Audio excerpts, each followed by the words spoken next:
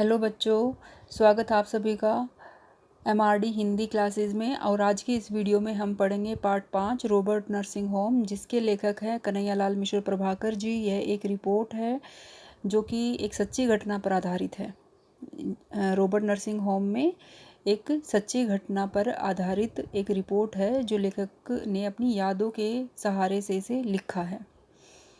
आगे आज की इस वीडियो में हम इसके प्रश्न उत्तरों के बारे में चर्चा करेंगे। और इसका पहला प्रश्न है, रोबोट नर्सिंग होम में जाना लेखक के लिए यादगार क्यों बन गया? लेखक इंदौर के रोबोट नर्सिंग होम में अपने किसी जानकार को इलाज के लिए ले गया था। यहीं पर उसने पहली बार मदर टेरेसा, मदर मार्गरेट, क्रिस्ट हेल को देखा। लेखक इनके रूप, सौंदर्य और रोगियों के प्रति इनकी आत्मीयता यानी कि मन से सेवा करना और मानवता के प्रति समर्पण कि अपने जीवन को पूरी तरह से इन्होंने मानव लोगों की सेवा करने के लिए समर्पित कर दिया है और सेवा भाव से बहुत प्रभावित और प्रेरित हुआ। उनकी तपस्या, निष्ठा, समर्पण और करुणापूर्ण व्यवहार, आचरण व समानुभूति लेखक के लिए यादगार बन गई। जब वहाँ पर देखा कि उसने क्रिस्ट हेल्ड है, मदर टेरेसा है, मदर मार्गरेट है, किस तरह से वो लोगों की सेवा करती हैं, और उनको देख करके वो काफ़ी प्रभावित हुआ और उसके लिए रॉबर्ट नर्सिंग होम में जाना काफ़ी यादगार बन गया। अगला प्रश्न है, रोबोट नर्सिंग होम में डॉक्टर ने कहा, मदर तुम हंसी बिखेरती जो हो। आशय स्पष्ट कीजिए कि मदर तुम हंसी बिखेरती जो हो, इसका आपको आशय स्पष्ट करना, अर्थ बताना है। रोबोट नर्सिंग होम में डॉक्टर ने कहा, मदर तुम हंसी बिखेरती जो हो का आशय है जैसे हम अपनी माँ के स्पर्श मात्र से खुश हो जाते हैं, वैसे ही मदर टेरेसा के स्पर्श से रोगी अपनी पीड़ा भूलकर हंसने लगते हैं। लेखक कहना चाहता है कि मदर टेरेसा जिस तरह से रोगियों के प्रति प्रेम और ममता का भाव प्रकट करती है, उससे रोगी अपना दर्द भूलकर मुस्कुराने लगते हैं। कि वो इस तरह से कर्तव्यनिष्ठ होकर के और मुस्कुराहट के साथ लोगों की सेवा करती है कि रोगी अपना जो दर्द है, अपने रोग की जो पीड़ा है, उसको भूल जाते हैं। इसीलिए डॉक्टर ने कहा कि मदर तुम हंसी बिखेरती जो हो। अगला प्रश्न है, लेखक मदर टेरेसा के जाने के बाद किस प्रकार की दीवारों के बारे में सोचता रहा? आपकी दृष्टि में इन दीवारों को गिराना क्यों जरूरी है? लेखक मदर टेरेसा के जाने के बाद उन दीवारों के बारे में सोचता रहता है जो दीवारें सारी मनुष्य जाति को एक परिवार नहीं बनने देती हैं। हमारी दृष्टि में इन दीवारों को गिराना जरूरी है क्योंकि हम केवल मानव हैं, न कि मराठी, गुजराती, हिंदू, मुस्लिम, ब्राह्मण, क्षत्रिय। मानव में भेद करना उचित नहीं है। धर्म, जाति, क्षेत्र, भाषा रूपी बांटने वाली ये दीवारें गिरानी होंगी, तभी सभी का कल्याण संभव है। यानी कि इस प्रश्न के उत्तर में कहा गया है कि जो लेखक है वो कहना चाहता है कि आज मनुष्य ने अपने धर्म, जाति पाति के नाम पर काफ़ी दीवारें अपनी दीवारें बांट ली हैं, जो कि मानव के कल्याण के लिए सही नहीं है और जो मनुष्य की उन्नति में भी बाधा है। अगला प्रश्न है, मदर मार्गरेट का जादू किसे कहा गया है? स्पष्ट कीजिए। रोबोट नर्सिंग होम में मदर मार्गरेट अपने व्यवहार व सेवा से रोगियों को पल भर में ठीक कर देती है। इतनी बूढ़ी होने के बावजूद उनमें गजब की चुस्ती फुर्ती थी। मार्गरेट की हंसी व मुस्कान के जादू से कष्ट के कारण तड़पता रोगी पल भर में भला चंगा हो जाता था। इसीलिए लेखक ने उन्हें जादू की पुड़िया कहा है। अगर प्रश्न आता है कि जादू की पुड़िया किसे कहा है, तो मदर मार्गरेट को, क्योंकि वो सबसे बूढ़ी भी थी और बड़े ही चुस्ती फुर्ती के साथ काम करती थी, रोगियों की सेवा करती थी, और जिसकी वजह से जो कोई भी रोगी है, अगर वो दर्द से तड़प भी रहा है तो भी वह तुरंत ही ठीक हो जाता था।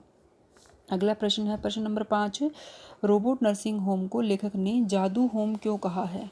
कि रोबोट नर्सिंग होम जो हॉस्पिटल है उसे जादू होम क्यों कहा है? रोबोट नर्सिंग होम को लेखक ने जादू होम कहा है क्योंकि यहाँ मदर टेरेसा, क्रिस हेल्ड और मदर मार्गरेट जो रोगियों की निस्वार्थ भाव से सेवा करके उनका जीवन पल भर में सुधार रही हैं। असीम पीड़ा से चिल्लाते हुए रोगियों को इनके स्पर्श मात्र राहत व सुख की अनुभूति करा देता है, कि उन्हें सुख प्रदान करता है, जो किसी जादू से कम नहीं है। इसीलिए लेखक ने रोबोट नर्सिंग होम को जादू होम कहा है। अगला प्रश्न है, इसमें आपको आशय स्पष्ट करना है। निम्नलिखित के आशय स्पष्ट कीजिए।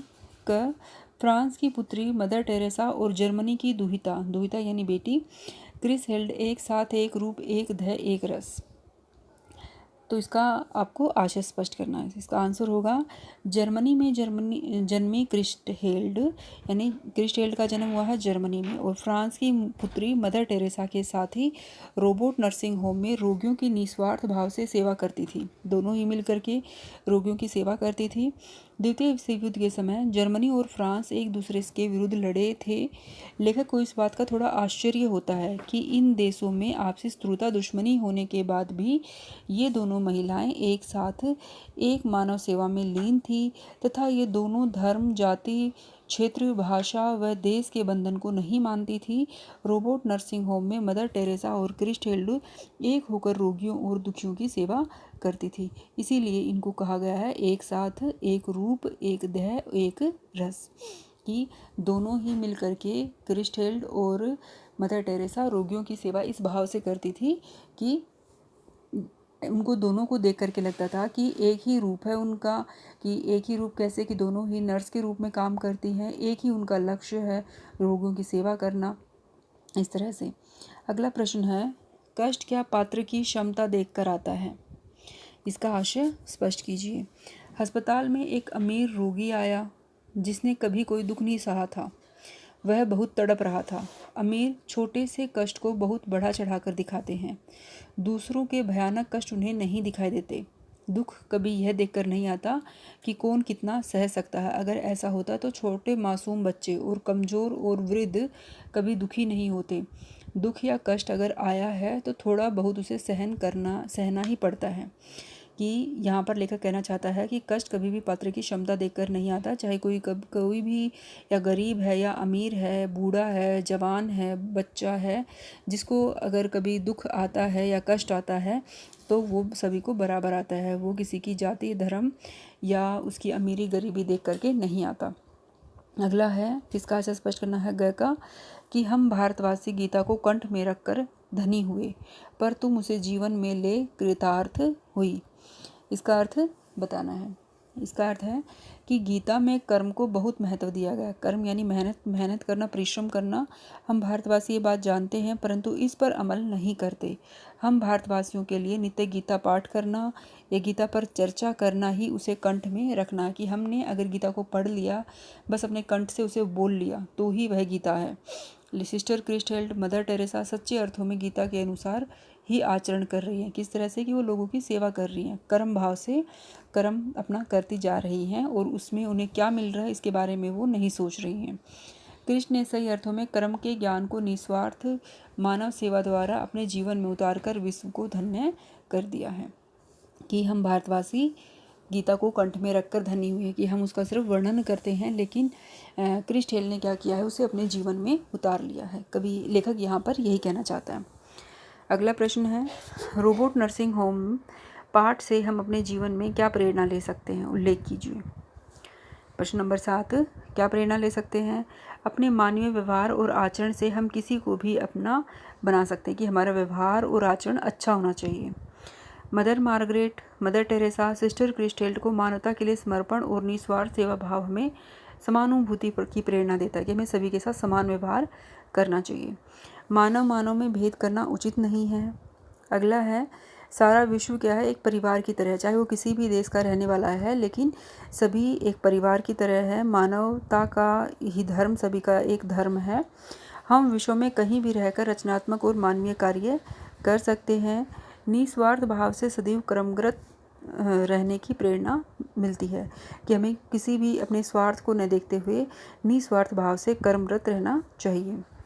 मानवता का धर्म ही सर्वोपरि है, कि मानवता की सेवा करना ही सबसे ऊपर है। बड़े और महान उद्देश्य के लिए महत्वहीन बातों पर ध्यान नहीं देना चाहिए। अगर हमारा कोई उद्देश्य महान है तो हमें छोटी छोटी बातों पर ध्यान नहीं देना चाहिए। अगला प्रश्न है, रिपोर्टाज क्या है? रिपोर्ट क्या है? जो कि हमारे पाठ है रॉबर्ट नर्सिंग होम में कन्हैयालाल मिश्र प्रभाकर के द्वारा रचित। ये क्या है? एक रिपोर्ट है जो सच्ची घटना पर आधारित होता है। और इस तरह के लेख हम अधिकतर कहाँ पर देखते हैं? समाचार पत्रों में लिखी जाने वाली जो विधा होती है उसी में रिपोर्टाज उसी में होते हैं। और जो रॉबर्ट नर्सिंग होम में हमारा पाठ है ये एक सच्ची घटना पर ही आधारित है, जिसमें कन्हैयालाल मिश्र प्रभाकर जी इस रॉबर्ट नर्सिंग होम में जाते हैं और वहाँ पर क्रिस्टहेल्ड, मदर टेरेसा, मदर मार्गरेट, इनको देख करके उनके सेवा भाव को देख करके काफ़ी प्रभावित होते हैं और उसी की रिपोर्ट को वो अपने शब्दों के माध्यम से लिखते हैं। तो ये थे हमारे पार्ट 5 रॉबर्ट नर्सिंग होम के प्रश्न उत्तर। आई होप कि आप सभी को ये सभी समझ में आए होंगे और आप इन्हें अपने परीक्षा के लिए अपनी नोटबुक में राइट डाउन कर सकते हैं। और आप सभी का धन्यवाद। अगर आपको ये वीडियो अच्छी लगी है तो इसे लाइक शेयर और सब्सक्राइब ज़रूर करें। धन्यवाद।